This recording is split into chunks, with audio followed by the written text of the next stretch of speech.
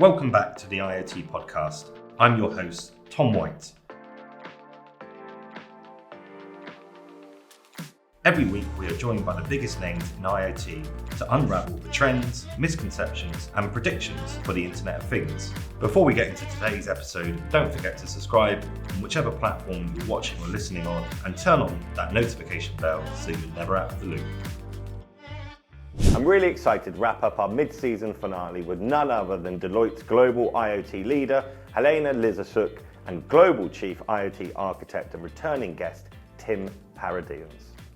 In this episode, we'll be exploring the changes that they've observed in their business and discussions surrounding IoT this year, the significant opportunities and how to get there, as well as new regulatory introductions that are set to impact the IoT business in coming years, and how we're going to keep ahead of this curve.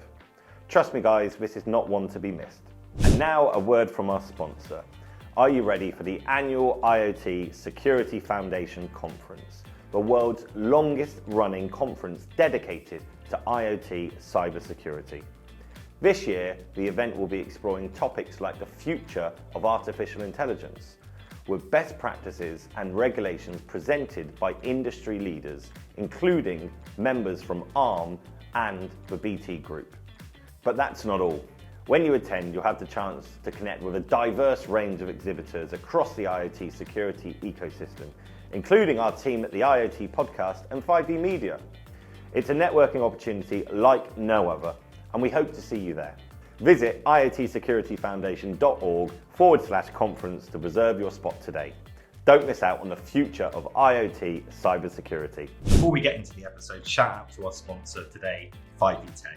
5D Tech are specialists in finding people who make technology a force for good in the world. They bridge the gap between talent and deep tech businesses around the globe. Click the link in the description to find out more.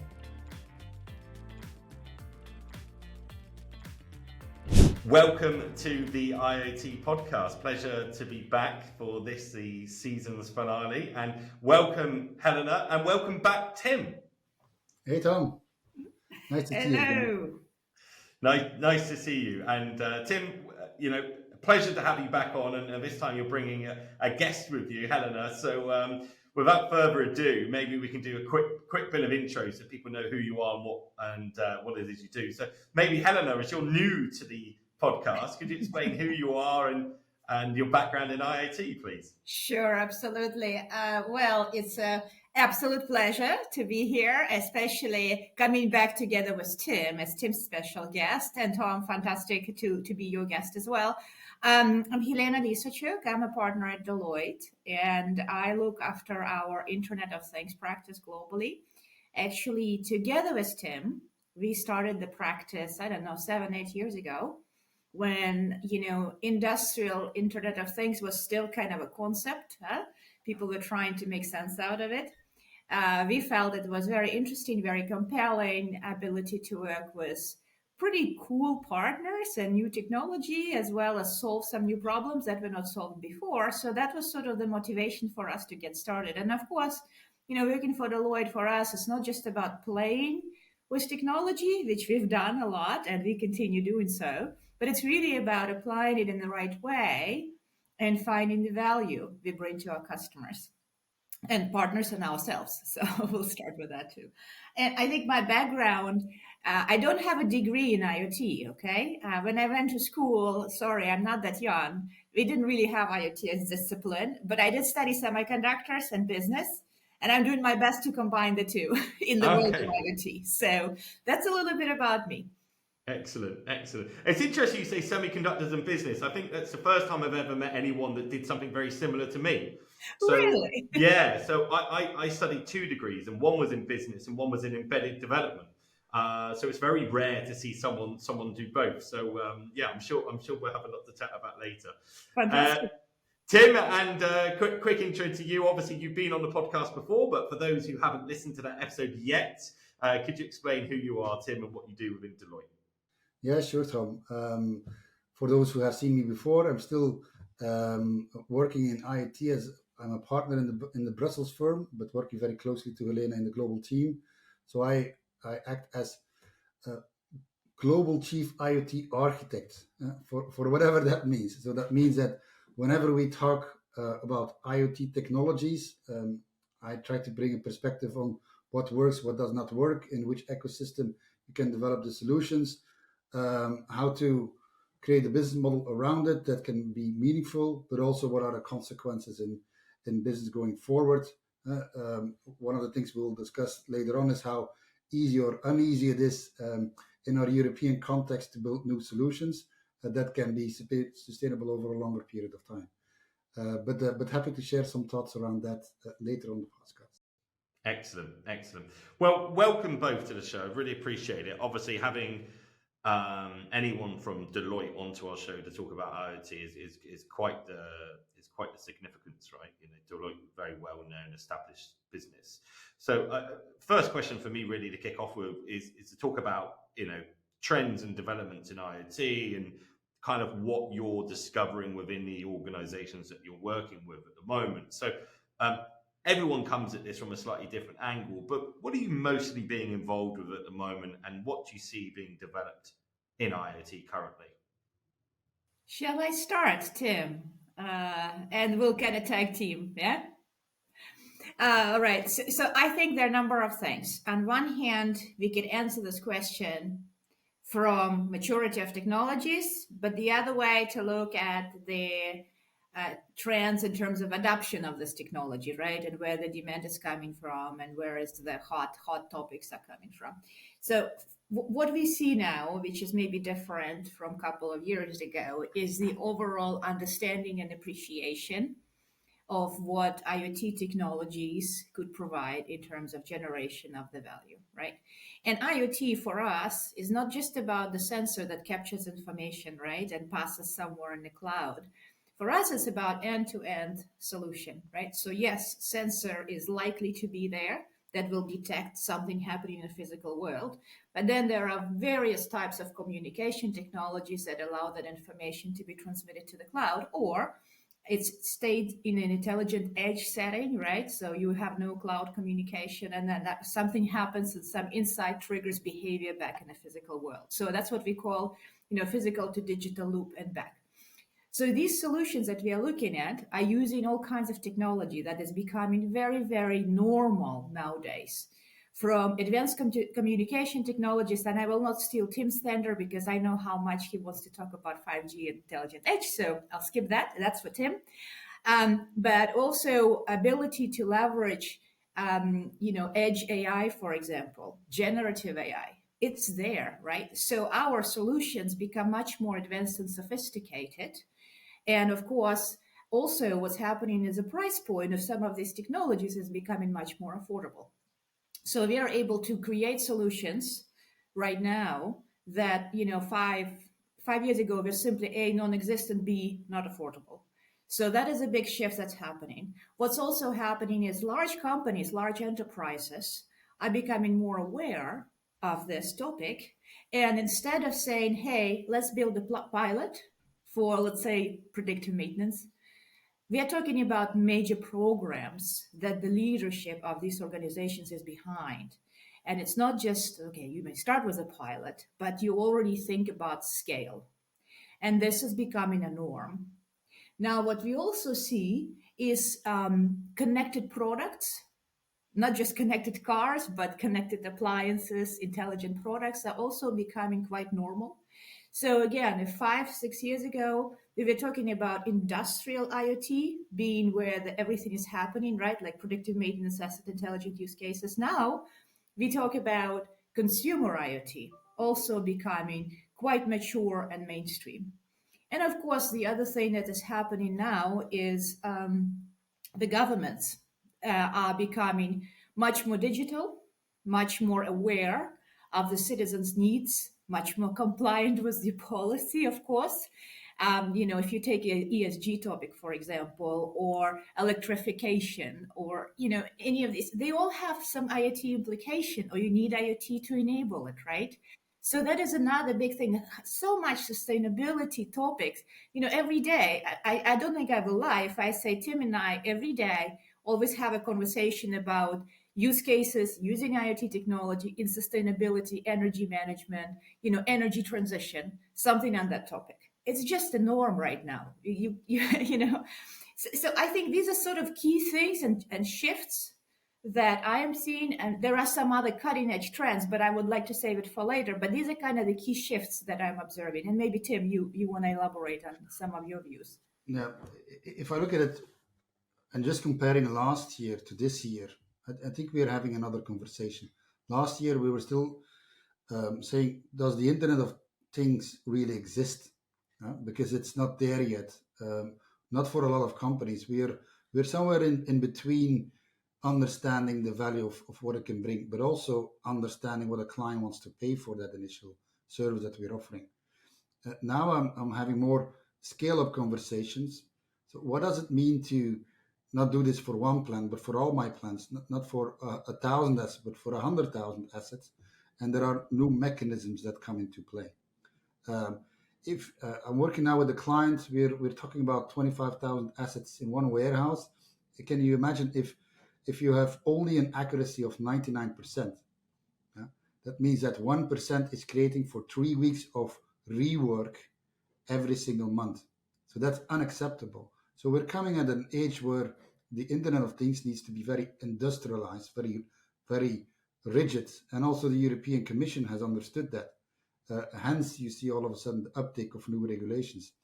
The second thing they've realized is that they're missing quite some revenue all of a sudden on these digital platforms. And they also want to take that on board. Maybe to take one step back, we notice for ourselves that talking about the term Internet of Things and making money out of the Internet of Things is a bit outdated. It's like saying I'm making money with the Internet. Yes, I'm doing e-commerce. And that's a way that you are generating new types of revenue. But for Internet of Things, it's now, as Helena is mentioning it, what is the industrial use case? What is the connected product that I want to launch in the market? And therefore, what can it cost? So we see the conversation shifting and becoming somewhat more mature. So I think we're in a good space compared to last year. Last year, we've seen a lot of evolution. And now the big players are at play, which means that the evolution is going ever faster. And of course, Helena talked about will 5G do something here, and will edge compute have a role to play? Absolutely. We've done in an industrial consortium, we've done a full 5G deployment just to accelerate the data connectivity within the area of a port. And what we see is, yes, the backbone is now there. We can connect, instead of 10,000 or 50,000 devices, we can connect 150,000 or 250,000, all under the same infrastructure. That we could not do in the past anywhere close. You see other initiatives like in the US, you have all of a sudden AWS Sidewalk, creating also a universal connectivity. So connectivity is all around, whether it's 5G or other types of network, which makes it is easy to find a connectivity option today. So therefore, it's easy to create a connected product. But what's the value of that connected product if you don't define it properly, not together with your client or not with your supply chain, etc.? You're still tossing money down the drain. So for us, it now counts in defining the right use case and therefore the architecture that goes with that. And that's where we see a lot of difficulties emerging. That we're coming with the Rolls Royce of the platform, and while we might need a Fiat to go to the supermarket. So that's where we have to really take care of all of these crucial decisions that have to be made in this ecosystem. Thank you both. Yeah, I think it's always very interesting how people talk about development in IoT and from a slightly different perspective and a slightly different angle, and it's really interesting to see how, Tim, when we were first speaking on the first time that you were on the show to compare to now, the different challenges actually and the different struggles that people are going through. The regulations aspect that you mentioned and the financial challenges around actually how specifically do you make money from this and how do organizations do that? Because you're right, I see IoT really as the plumbing, but not actually delivering the water. It's just the infrastructure, right? It's just the actual mechanism by which you do it. So it's useful. It's useful, to understand that. Just two things on this, which would be useful to understand a little bit more, is the new regulations that have come in. Like why are regulations coming in now? How has it taken, to this time? Is it a maturity aspect, or is that driven through finance or governance? What's your guys' views on that? Because that would be interesting to talk about. Well, I think we had to launch an initiative within Deloitte that assesses the impact of all new regulations coming out on the market in a preparation for the EU Digital Gate. You have to understand these are a kind of 17 different regulations that all have a different impact on the way that we will have to develop IoT solutions. I think two of the most important ones, the Cyber Resilience Act, which will actually come into force on August 1, 2025. This regulation sets a minimum cybersecurity requirement for consumer products, including IoT devices. What will it do? It actually tells you on how to distribute security updates, monitor the security of a product, test around security vulnerability, making sure that the user's data is protected, it's well managed and it's protected. Also, the financial data is protected.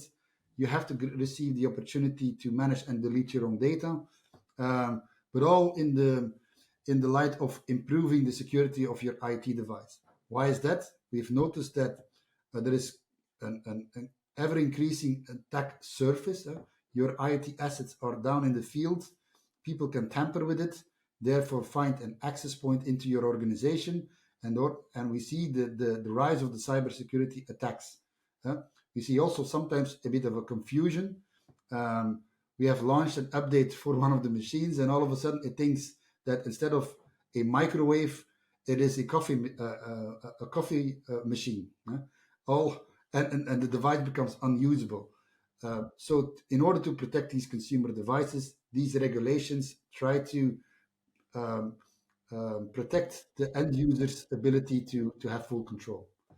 I think the second one, and that's even more critical, is the what we call the National Infrastructure Security, so the Critical Infrastructure Resilience Act that will come into play by 2024. There's already a piece that came into play in July, but here we are trying to protect our very critical assets.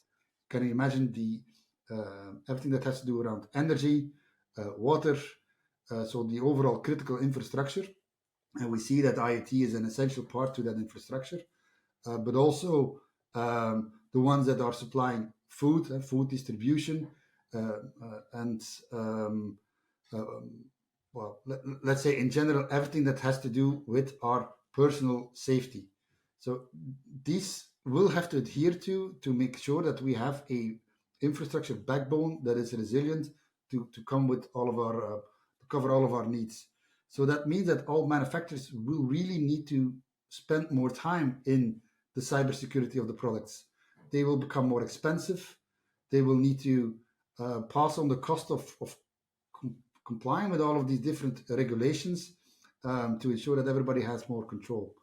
That is a really big evolution, and that comes, in my opinion, with the understanding of the European Commission that AI and IoT have a tremendous impact on how machines and IoT devices need to be built. So it's a maturity thing that all of a sudden we see that there is a risk by implementing these solutions without actually thinking about how to make them resilient. It's to make sure that there is more trust amongst the consumer and the businesses, because we don't actually know what happens with our data when it's up to the cloud. So yes, it's an evolution of what we thought to be something very simple, in my opinion. Yeah, if I may add, on one hand, when our clients ask a question, what is this whole fit for digital age regulation portfolio and who is going to be impacted? The short answer I typically give, if you have a chip in anything you do, you're impacted. So it's that simple. At the same time, I think it gives the right safeguards. It provides sort of the rules of the road, how to build these solutions. It may feel a little bit overwhelming, but it just gives you the guidebook, right? These are your rules of the road. And one thing that we've done a number of years ago when we started our practice, we said, okay, whatever solutions we are going to build, we will always make sure that they're going to be secure by design, right? So we brought in the cyber element to it immediately before we even start coding anything that is part of the design. GDPR went into effect, and our second promise was now everything will be compliant with privacy by design, right?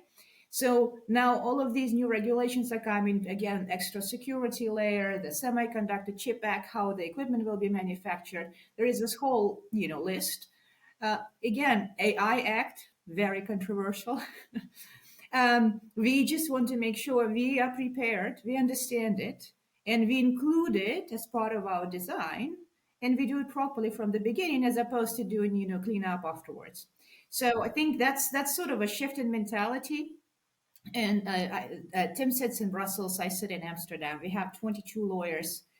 That's all they do full time, monitor these regulations and try to educate us. And Tim, you have plenty of your lawyers with EU being in Brussels as well. So it's just something that becomes a norm. And what I also see, there are some technologies will be much more in demand for the way forward, right? So I want to bring one example. One of our partners, a company called Pairpoint, they have a platform called Digital Asset Broker, which basically takes a simple SIM, put an extra agent on it, and that SIM becomes a container, blockchain protected, with every possible security certificate that comes with it. So what does it happen? It gives you extra security on the edge. As Tim mentioned, these devices are sitting somewhere, right? They're not mended or looked after. You want to make sure they're secure. So gives it security. Now, because it's secure and it has its own identity, you could actually participate in trade just because the thing became an identified thing. And you could use that thing as a wallet or a payment mechanism. So it's the whole, it's the beginning of the economy of things. And I kind of look at it as it's an evolution of the IoT, is an economy of things, where things will be extremely amazing. Imagine your car pay for itself once you finish your, charging at the electrics, I don't know, Shell recharge or whatever you're using to charge your electric car, or it will pay my house because I'm using my electric batteries to charge my car. So this whole shift in the economy and how we're going to be seeing things. It will be a compliant, but that's just sort of where things are going, which is super exciting. Makes our job very, very, very interesting. Yeah, absolutely. Just on that note around the economy of things, Helena, I think China is quite well heralded for this, actually already being advanced. I think if you I think it's WeChat, things are already automatically done. So they'll monitor it with cameras and automatically discount the payment from your card. And I actually think, well, look, that is the way that we're going. But this is also why regulations are important. I think outside of a legal practice, sometimes when you hear regulations, it gives connotations of something quite stale or a little bit draconian. But actually, it's really important, isn't it, to protect the consumer, to protect the business that's using it, to ensure that this is done in the right way and adhering by certain principles. And I think it's been needed for IoT for a while, because it's a little bit like the Wild West sometimes without this, isn't it? Yes. You really don't know actually how these things are going to, work together and what that means. So I think in general, a good thing. Yeah, absolutely. Absolutely. Mm. So, but it's a good thing at one hand. And now that we have some regulations, it will certainly help us to put the right guardrails around product development. But then there's still some choices that have to be made around what is the ideal tax scheme linked to your product. Because at a certain point, there is a mentioning of where is now value being created. Is it in the plant where you do edge analytics and for predictive maintenance, for instance? Are you generating additional profit in that plant, so in that part of the world? And should we tax it there? or should it be text in your in the data center that you have set as to be your central processing unit? But the impact can be quite significant. So when you are designing architectures for your clients, you have to take into account not only secure by design, but also what is the best business model and how can the distribution of resources actually aid into having an optimal profit share. So it's quite difficult for clients to be in this situation today. So we see the opportunity, but there are some challenges that we have to overcome by good design, by having guardrails into place so that the innovations that we do serve the end user, serve the cities that we are working for or in, and serve the businesses that we try to gain profitability. So it is a quite complex system to navigate yourself in. Yeah, that's a really good point, Tim. Thanks for sharing that. Yeah, I think it's almost like when you used to code, many years ago for resource constrained devices, right? You wouldn't have that much memory, so you had to make sure the code was efficient. You had the guardrails, you had the parameters in which you had to work by. So yes, on the one hand, it provides a level of comfort, but actually it does, by default, add a layer of complexity also to how you deliver that solution. But I think as a playoff, actually, it's probably the right playoff to have, isn't it? Whilst it's slightly more complex, it is actually being harnessed and done in the right way, and that people should seek comfort from that and understanding that the regulations are there to protect and serve their purpose. It is an interesting time, and I think you touched on. I think I heard the AI word once, but we can't avoid it. I think actually it's a really interesting time at the moment for IoT because all of the hype seems to move towards AI and generative AI and different aspects of AI, even quantum AI we've spoken about on the podcast recently. So, does that mean that we can actually get on and start to build stuff now in IoT? And we can actually start to do things when the hype has died down? And so that's my first question. Do you believe that with the hype turning away, does that mean that we can advance where we're going? But also, can we converge these together? So can we use AI with IoT? And if so, what is Deloitte doing about that at the moment? Oh, I love this question, Tom. Tim, is it okay if I start, or would you do the pleasure? Go ahead. All right. So I think the world already converged for many of us. We have regular debate with Tim. Why do we still call ourselves IoT practitioners when we spend more time with generative AI topic, for example, or, edge? In my mind, generative AI is not really a hype. It's just became more real right now and more affordable. And there are two ways how at least our practice looks at it. On one side, there is a tremendous value you could achieve by using generative AI as you build your solutions, right? Because what is IoT solution? At the end of the day, it's a software. It's a code that's written, right? And using some of the tooling that is coming right now in this family of generative AI, like OpenAI or, you name it, Copilot, you can write your code, you can debug your code, you could optimize your code, you could structure your code.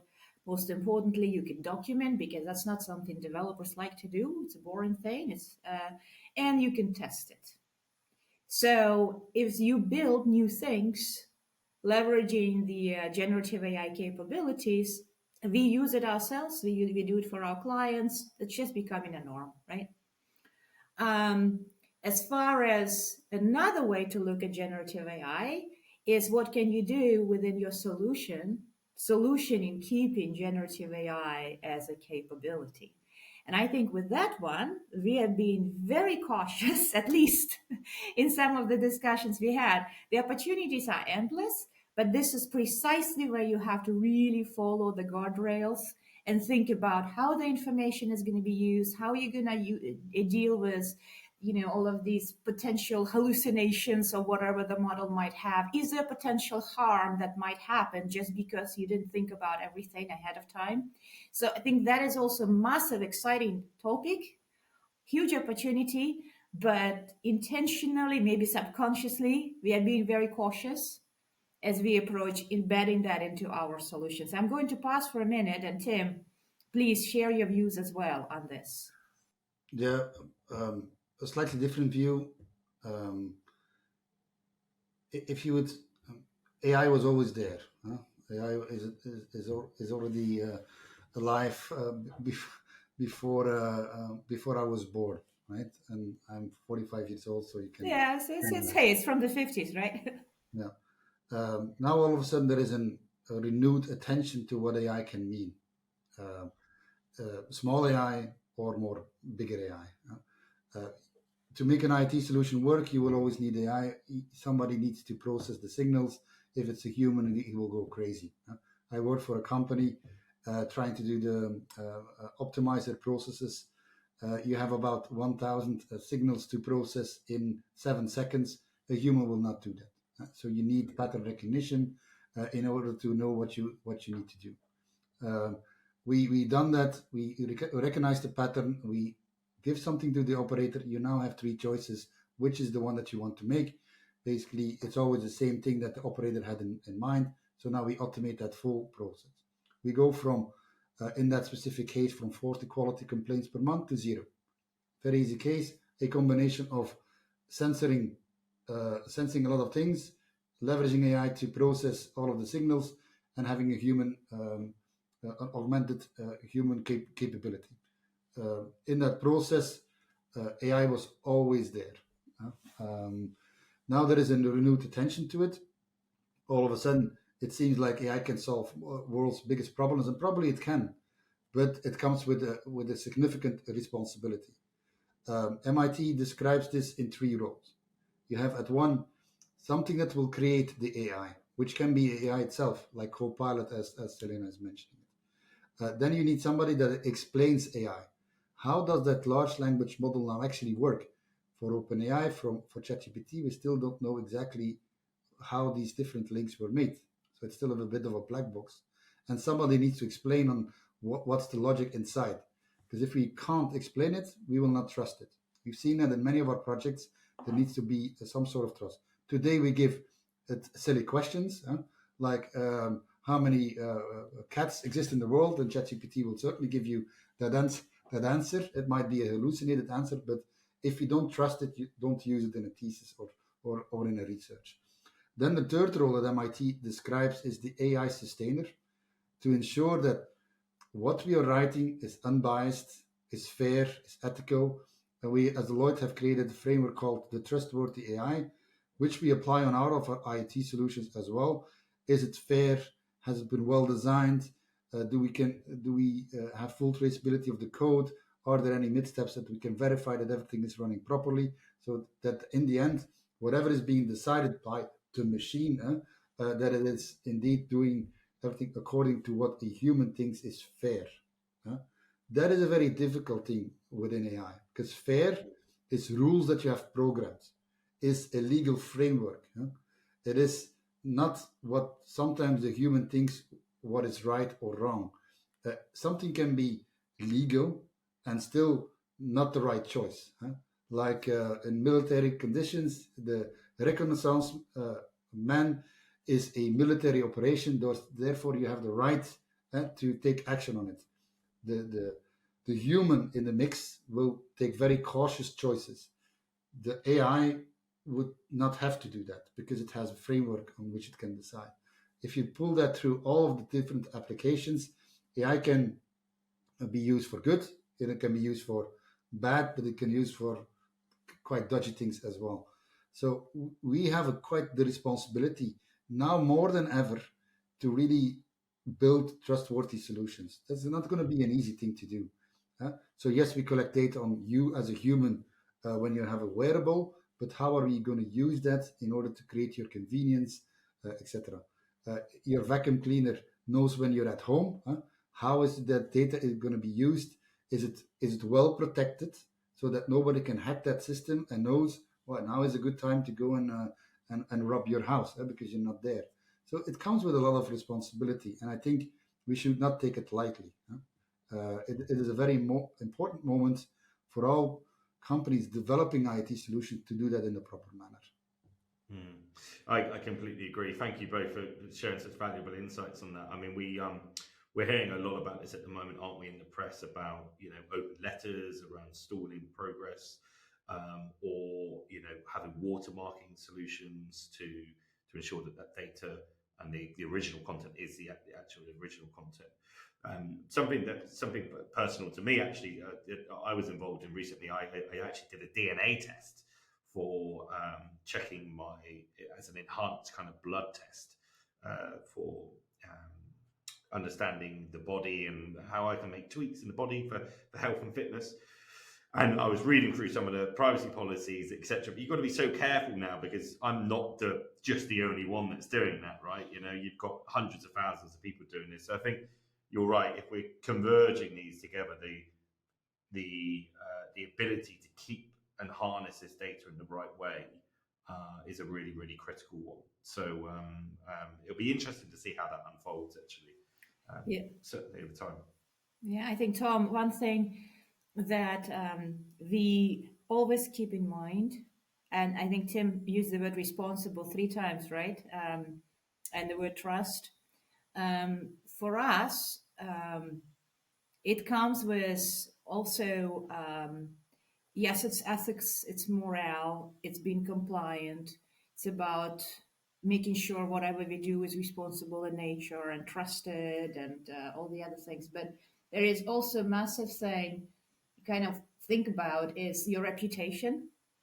It just takes one tiny incident and that's it. You are on the front page of the news, right? So that is that comes with trust, and it has a cost, and it has a little bit of a way of thinking. But for a lot of big brands we work with, it's also, we talk about their reputation as well, huh? Besides all the other aspects we covered. Yeah. Thank you, Helena. Yeah, I think that's a great point, because the reputation takes a long time to build and can very quickly change, right? Exactly. So, it's a good point. So moving forward to the future, then obviously we've spoken about the convergence of AI and what that looks like in the IoT industry. Talking about long-term financial viability for some of your customers around IoT ventures, how can customers ensure that they get that longer term when everything is changing at such a quick pace? What advice would you give to some people to ensure that they're going to make some money from this? Well, big question. You can make money. I think we talked about the previous time about the case with one of my clients. We looked into their energy consumption. We actually added some sensors on their machines. We saw that there were some of these high energy consuming machines. Their performance was not aligned with the process. So it was a furnace, for instance. You heat up that furnace. That takes an enormous amount of energy, but then you have to make sure that the throughput of what you go put through that furnace is aligned with the actual temperature that is required. Sometimes heating up something in 15 minutes requires 50, 60, 70% more energy if you would do that on an hour when that process actually needs to be up and running. So we were able to save on a gas and electricity bill, about 15 to 17% per month. But for this client, that means saving that amount on a gas bill of 200,000 euros per day. So yes, there is an enormous amount of gain if you do this properly. So now we implemented a couple of sensors. We know exactly the performance which is currently at the table, what we need to have an optimum process, and therefore we can create quite the impact. It's not always going to be a couple of 10,000 euros per machine per day, but the incremental value, if you do it on a shop floor somewhere, is certainly there. For another one, we actually looked at their cold chain and the protection of the cold chain. We were able to go from a active cooling to a passive cooling. In terms of sustainability, very important choice. Also, the chemicals which are being used in an active cooling is not to be underestimated. So that the whole switch is leading to a lower energy bill of around 20%. Again, significant numbers that you can achieve. Understanding your customers and what is being used in the products, knowing therefore that I don't need to focus on these additional features, but just focus on the other ones, is a very important learning for an R&D department. So there is pockets of value everywhere down the chain. We just have to figure out which are the right ones to focus on when you start with such a project. But I have seen very successful projects going on lately with many of our clients. And Helena, you have seen many interesting things as well. Absolutely, Tim. Thank you. I have some other examples of industrial setting. What Tim was talking about. The interesting thing is even 1% makes a huge difference if you think about the value. But I want to give a couple of other examples, maybe from a different industry, where the actual impact and the value is not always monetary. It's a little bit more different way of measuring it. I'll give you two kind of extreme examples. One is for a number of years, we've been working in the healthcare innovation space with a couple of strategic partners, and we leveraged 5G technology and AI to develop solutions for digital surgery. And specific use case we started with was a heart transplant surgery, where the latency and timing is everything for saving patients' life. So the exact use case was when somebody is on a transplant list for a new heart. Once the donor is found, you have only 2 hours for the heart to be shifted, for the surgery to take place. And a lot of times the location where, let's say a fatal accident happened can be 100 kilometers away. So the whole process of sending a team of specialists to the scene of the accident where a potential donor might be, examining the heart, saying, yes, it's okay, preparing the patient in the academic hospital where the transplant will be, the operation will be conducted. Every second counts.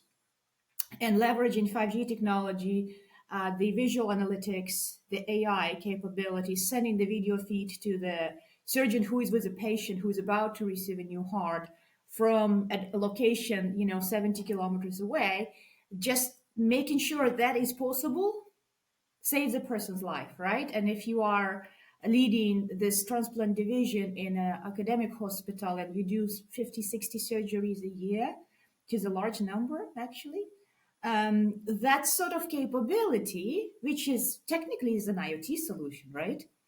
But it enables something that would improve life, actually saves life, right?